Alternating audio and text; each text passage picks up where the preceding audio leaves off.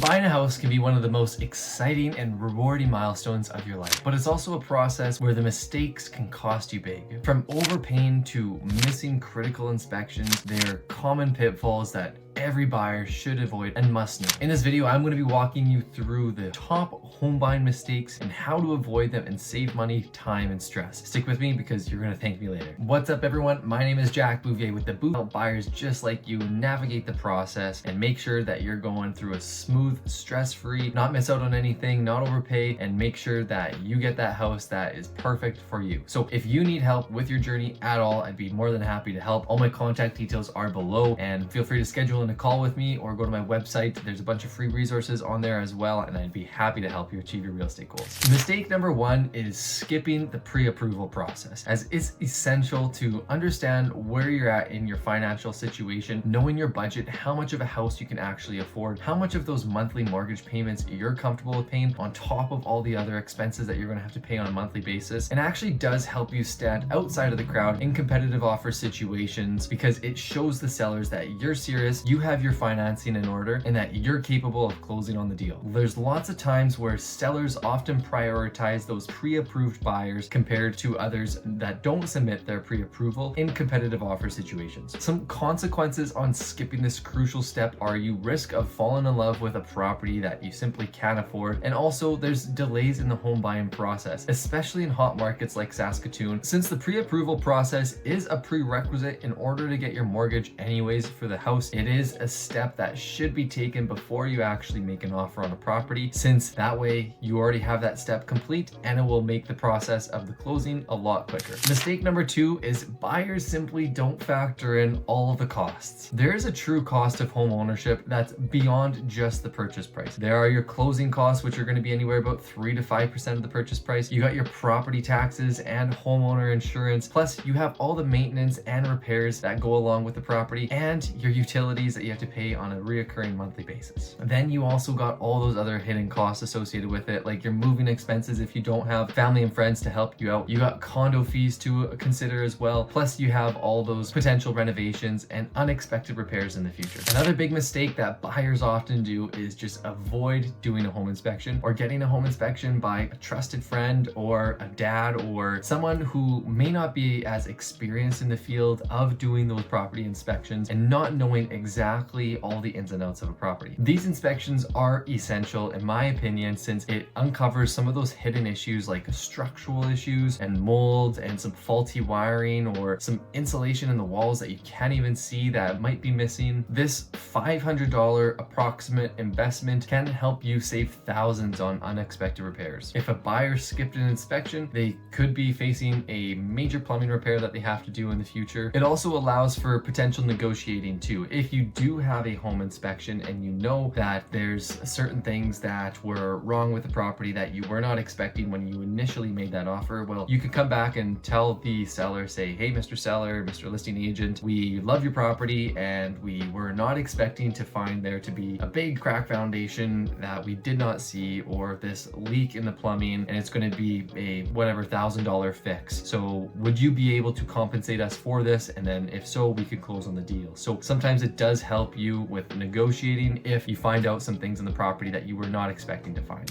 Another big mistake is simply just making emotional decisions. In competitive market situations like the springtime when people are house shopping like crazy, you can get into an overpaying bidding war, which isn't always the best situation if you fall in love with a property, since when you do get that pre-approval, you set your firm budget, you know the maximum amount that you can afford. You do not go above it because you simply just won't get the approval. You can't let emotions cloud your judgment. There's always going to be another home, and I know that's hard to hear sometimes when you fall in love with that perfect house, but there's always going to be another place that you can renovate to your liking even more. And sometimes too, when you do fall in love with a house, there's those red flags that people sometimes just overlook because they see all the perfect rose-colored glasses, things that are the best about the property, the kitchen and the beautiful master bedroom and the ensuite and everything like that, but they fail to see the water stain in the ceiling, and the really poor contracting and finishing work in the baseboards and the floor, and the door that's off an inch, and all those little details that they may overlook just because they